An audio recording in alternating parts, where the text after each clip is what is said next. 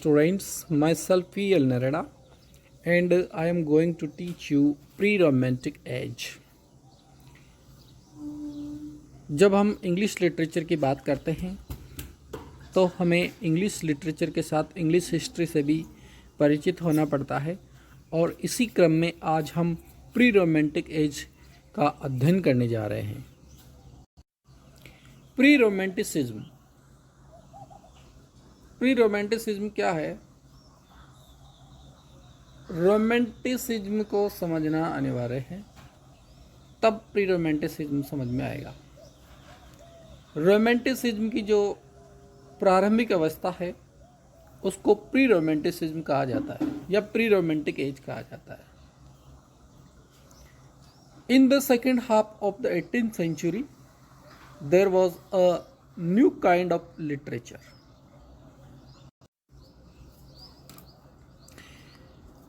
Second जो half था 18th century का, in the second half of the 18th century there is a kind of literature. तो वहाँ पे इसमें एक तरह का लिटरेचर आया जो विशेष लिटरेचर था।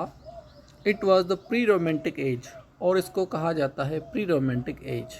तो यहाँ पर आपके समझ में आया होगा कि 18th सेंचुरी के प्रारंभ या 18th सेंचुरी में हाफ आधा 18th सेंचुरी मतलब 1750, तो उसके लगभग का जो लिटरेचर था 1750 के बाद का वो प्री रोमांटिक एज के नाम से जाना जाता है। The pre romantic period came before the romantic period. और प्री रोमांटिक पीरियड जो है रोमांटिक पीरियड से पूर्व की अवस्था है। This period is called the transitional period. इस पीरियड को ट्रांजिशनल पीरियड भी कहा जाता है। प्री रोमांटिक जो एज है इसको ट्रांजिशनल भी कहा जाता है। ट्रांजिशनल का मतलब होता है परिवर्तनकारी समय। It is called transitional because the values of the poetry were changing. इसको ट्रांजिशनल क्यों कहा जाता है, परिवर्तनकारी क्यों कहा जाता है? क्योंकि जो वैल्यूज़ थे, पोइट्री के जो वैल्यूज़ थे वो परिवर्तित हो रहे थे। अर्थात इस काल से पहले वाली जो पोइट्री थी उसके कवियों ने जिस तरह की कविताएं लिखी थी उनमें इस काल के कवियों ने, प्री रोमांटिक काल के कवियों ने बहुत कुछ परिवर्तन कर दिया था। There are some famous poets of the pre romantic age. Pre romantic age के कुछ प्रसिद्ध कवियों के नाम यहाँ पर इस तरह से हैं। Among them are Thomas Gray, William Collins, William Cowper, James Thomson, Oliver. ये प्री रोमांटिक काल के प्रमुख कवि हैं। थॉमस ग्रे जो है प्री रोमांटिक काल का बहुत प्रसिद्ध कवि है। There was also a return to nature and to the past. अब प्री रोमांटिक एज के जो कवि हैं उनका क्या रुझान रहा? एक तो उनमें रिटर्न टू नेचर, वे प्रकृति की ओर लौटने लगे। इससे पहले के जो कवि थे वो प्रकृति पे कविताएं नहीं लिखा करते थे, लेकिन रोमांटिक काल के जो कवि है, प्री रोमांटिक काल के कवि, वो प्रकृति की ओर और पास्ट की ओर, भूतकाल की ओर लौटने लगे। There was an interest in popular and dialect literature, in medieval and northern folklore, in common life, humble and plain people। Pre romantic काल के जो कवि थे उनका इंटरेस्ट किन चीज़ों में था? पॉपुलर एंड डायलेक्ट लिटरेचर में। जो लिटरेचर पॉपुलर था, जो लिटरेचर डायलेक्टिकल था। डायलेक्ट का मतलब होता है बोली, बोली पे आधारित जो लिटरेचर था। मेडिवल जो लिटरेचर था और नॉर्दर्न जो फोकलोर थे, फोकलोर लोकगीत, और जो कि कॉमन लाइफ से रिलेटेड थे, हम्बल पीपल से और प्लेन पीपल से जो रिलेटेड थे, उस लिटरेचर की ओर लोगों का रुझान बढ़ा। William Cowper is the best representative of the transitional from Augustan values to romanticism. Transitional word है ये, ट्रेडिशनल हो रहा है। William Cowper is the best representative William Cowper जो है बेस्ट रिप्रेजेंटेटिव है, प्रतिनिधि कवि है ऑफ द ट्रांजिशनल, परिवर्तन का, from Augustan values to romanticism. Augustan value का रोमांटिक वैल्यू में जो परिवर्तन हुआ उसका प्रमुख प्रतिनिधि कवि विलियम कूपर को माना जाता है। अर्थात प्री रोमांटिक एज से पहले जो ऑगस्टन वैल्यूज पे जो कविताएं लिखी जाती थी उनको विलियम कूपर ने रोमांटिक एज में बदलने का काफ़ी प्रयास किया। These poets were called transitional because they carry with them the characteristic of the 18th century। 18th century की जो characteristics थी, विशेषताएं थी, उनको भी इन कवियों ने अपने साथ रखा और नए जो रोमांटिक एज था उसकी भी विशेषताओं को साथ रखा। इसीलिए इसको ट्रांजिशनल कहा जाता है। परिवर्तनकारी क्यों कहा जाता है? क्योंकि इससे पहले जो 18वीं शताब्दी की जो लिटरेचर की विशेषता थी उनको तथा जो रोमांटिक एज की विशेषता थी उन दोनों का इन्होंने मिश्रण किया, अर्थात 18th सेंचुरी लिटरेचर से रोमांटिक लिटरेचर में परिवर्तन, इसीलिए इसको ट्रांजिशनल एज कहा जाता है। ट्रांजिशनल 18th सेंचुरी एज की क्या क्या विशेषताएं थी? Such as lack of emotion. 18वीं शताब्दी की जो कविताएं थी, जो लिटरेचर था, उसमें इमोशंस की लैक कमी थी। स्ट्रेस ऑन रीजन, सिर्फ रीजन ही रीजन, तर्क ही तर्क पे स्ट्रेस होता था, जोर डाला जाता था। नेचर ऑफ मैन, मनुष्य के नेचर पे, स्वभाव पे कविताएं लिखी जाती थी। एंड टाउन पोइट्री, और ये टाउन पोइट्री होती थी, शहर के बारे में लिखी जाती थी। Devotion to form and medium of heroic couplet. Form जो है, भाषा का जो रूप है उस पे, और मीडियम जो है स्टाइल, उस पे बहुत जोर दिया जाता था और हीरोइक कपलेट का प्रयोग किया जाता था। ये थी 18वीं शताब्दी की कविता की विशेषताएं। तो जो प्री रोमांटिक कवि थे उन्होंने इन चीज़ों का भी पालन किया, साथ ही उन्होंने रोमांटिक क्वालिटीज़ को भी मेंटेन रखा, बनाए रखा। Thomas Gray was the first to show a real interest in the life of humble people, in particular in his elegy written in a country churchyard. Thomas Gray एक ऐसा विद्वान हुआ है जो कि 1731 में पैदा हुआ था, और उन्होंने दिखाया रियल इंटरेस्ट, वास्तविक रुचि दिखाई उन्होंने इन the life of humble people, जो हम्बल पीपल थे उनमें, जो गांव के देहाती विनम्र लोग थे उनके प्रति रुचि दिखाई।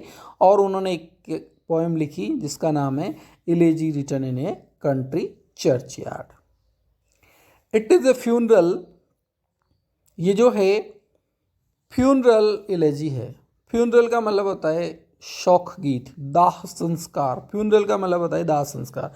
तो उस पर लिखी गई इलेजी है विच एंटिसिपेटेड द रोमांटिक कल्ट, और इसमें पूर्वानुमान लगाया जाता है। एंटिसिपेटेड मतलब पूर्वानुमान लगाया जाता है रोमांटिक कल्ट को, रोमांटिक जो गुण थे उनके प्रति, एंड मेलेंकली और उदासीनता, एंड डेथ और मौत, इन चीज़ों के बारे में उसने अनुमान लगाया है, उनका वर्णन किया है। Grey is the most typical representative of the transitional between new classicism and romanticism. यहाँ पर कूपर के बाद ग्रे जो है पोइट मोस्ट टिपिकल रिप्रेजेंटेटिव है। ये भी बहुत अच्छा प्रतिनिधि कवि है ट्रांजिशन का between new classicism. New classicism कहे या 18वीं शताब्दी कहे या ऑगस्टन एज कहे, एक ही बात है, से रोमांटिसिज्म में, अर्थात 18वीं शताब्दी से रोमांटिसिज्म में जो परिवर्तन हुआ उसका थॉमस ग्रे भी एक बड़ा विद्वान कवि हुआ है। एट द सेम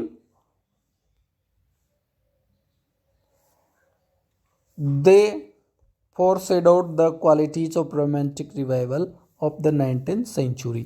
और उन्होंने, इन कवियों ने, कूपर ने, ग्रे ने, रोमांटिक रिवाइवल जो 19वीं शताब्दी में आया उसका फोरशेडो किया, उसके ये अग्रज बने। The characteristic of this age are, pre romantic age की जो विशेषता है वो इस तरह से है। इंटरेस्ट इन नेचर, इस काल के कवियों का इंटरेस्ट नेचर के प्रति बढ़ा, जो कि न्यो क्लासिकल में शहरों की ओर था। गॉड गॉडेस, गॉड गॉडेस पे उन्होंने कविताएं लिखी। सुपर नेचुरलिज्म पे उन्होंने कविताएं लिखी। नेचुरलिज्म और super naturalism. Greek literature and mythology, इन कवियों ने ग्रीक लिटरेचर पे कविताएं लिखी, ग्रीक माइथोलॉजी पे कविताएं लिखी, पौराणिक कथाओं पे। मोरलाइजिंग एंड माइथोलॉजी, नैतिक शिक्षा देने वाली कविताएं इन्होंने लिखी। सिंपल लैंग्वेज, इन्होंने सिंपल लैंग्वेज का प्रयोग किया, पर्सनिफिकेशन का प्रयोग किया, ऑटोबायोग्राफी या इसको जिस कहें कि हम सब्जेक्टिव पोएम्स इन्होंने लिखी। We can understand these characteristics thus, pre romantic age की जो करेक्टरिस्टिक थी उनको हम इस तरह से समझ सकते हैं एक एक करके। जैसे इंटरेस्ट इन नेचर, प्रकृति में जो इंटरेस्ट इनका था वो कैसे था।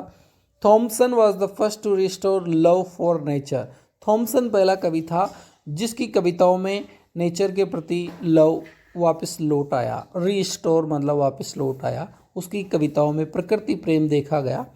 इन ode to evening Collins very beautifully describes nature, Collins नामक कवि है जिसकी कविता है ओड टू इवनिंग, और उसने इवनिंग को बहुत खूबसूरत तरीके से बताया है। Evening appears as a country girl, a nymph and a goddess, उसमें इवनिंग को एक कंट्री गर्ल, देहाती लड़की, एक परी और एक गॉडेस के रूप में बताया है। ही सेज एड्रेसिंग नेचर और निम्फ रिजर्व, इस कविता में उसने निम्फ कहा है, रिजर्व मतलब गंभीर है, गंभीर परी, संध्या को वह गंभीर परी के रूप में संबोधित करता है। दूसरी जो विशेषता है प्री रोमांटिक एज की वो है interest in God and goddess. Pre romantic poets had faith in gods, pre romantic कवियों का गॉड में बहुत विश्वास था। In light shining out of darkness Cowper shows his firm faith in almighty God, Cowper की कविता है light shining out of darkness, जिसमें वह ईश्वर के प्रति बहुत फेथ दिखाता है, बहुत विश्वास दिखाता है। ही सेज, वो कहता है God moves in a mysterious ways, भगवान रहस्यमय तरीके से गति करता है, अर्थात भगवान का जो कार्य करने का तरीका है वो बहुत ही रहस्यमयी है। थर्ड जो विशेषता है प्री रोमांटिक एज की वो है in the pre romantic as interest in super naturalism was increase, super naturalism के प्रति उनका इंटरेस्ट बढ़ गया था। अति मानववाद या परा मानववाद के प्रति उनका विश्वास बढ़ गया था। फोर्थ जो विशेषता है the transitional poets were very much interested in Greek literature and mythology, pre romantic कवि ग्रीक लिटरेचर के प्रति और माइथोलॉजी के प्रति बड़े आकर्षित थे। They hold a unique place in English literature, और उनका इंग्लिश लिटरेचर में बहुत महत्वपूर्ण स्थान था। These poets compose poems about Greek gods and goddess, इन कवियों ने ग्रीक गॉड्स जैसे प्रोटियस, ट्रिटन, इनके बारे में कविताएं लिखी। Interest in moralizing, the poems of these poets were moralizing, इन कवियों की जो कविताएं थी वो मोरलाइजिंग थी, नैतिक उपदेश देने वाली थी। थॉमस ग्रे उसकी कविता में लिखता है the path of glory lead but to the graves, path of glory, glory मतलब गौरव का पथ मतलब रास्ता ले जाता है, कहाँ ले जाता है, ग्रेव की ओर, कब्र की ओर। कोई व्यक्ति कितना भी फेमस हो जाए, कोई कितना भी धनवान हो जाए, लेकिन फिर भी जाएगा तो वो भी कब्र में ही। अर्थात इस दुनिया में जो कुछ चीज़ें हैं सब अस्थायी है और हम सबको एक दिन जाना ही पड़ेगा, इसलिए घमंड नहीं करना चाहिए, न वेल्थ का न खूबसूरती का। ऐसे नैतिक शिक्षाओं से भरी हुई ये कविताएं हुआ करती थी। 6 जो विशेषता है इंटरेस्ट इन सिंपल लैंग्वेज, ये कवि थे, इन्होंने सिंपल लैंग्वेज का प्रयोग किया। They use simple language. Professor P Dastur says about the poem on the receipt of my mother's picture, pre romantic कवि जो है विलियम कूपर, उसकी कविता है on the receipt of my mother's picture, उसके बारे में पी दस्तूर ने लिखा है there is child like simplicity, कविता में चाइल्ड लाइक सिंप्लिसिटी है। इस युग के जो कवि थे वो ज़्यादा कठिन कविताएं नहीं लिखा करते थे। In short 18th century poets who had some elements associated with romanticism and also did not ignore their old conventions were called pre-romantic poets। अगर हम एक शब्द में या एक सेंटेंस में कहें तो वे कवि जो 18वीं शताब्दी के थे who had some elements associate with romanticism, जिनके कुछ एलिमेंट तो रोमांटिसिज्म से जुड़े हुए थे और कुछ एलिमेंट्स उनके पुराने कन्वेंशन से जुड़े हुए थे, वो कभी प्री रोमांटिक कवि कहलाए। तो स्टूडेंट्स, इसी तरह के वीडियो प्राप्त करने के लिए please subscribe the channel. Thank you.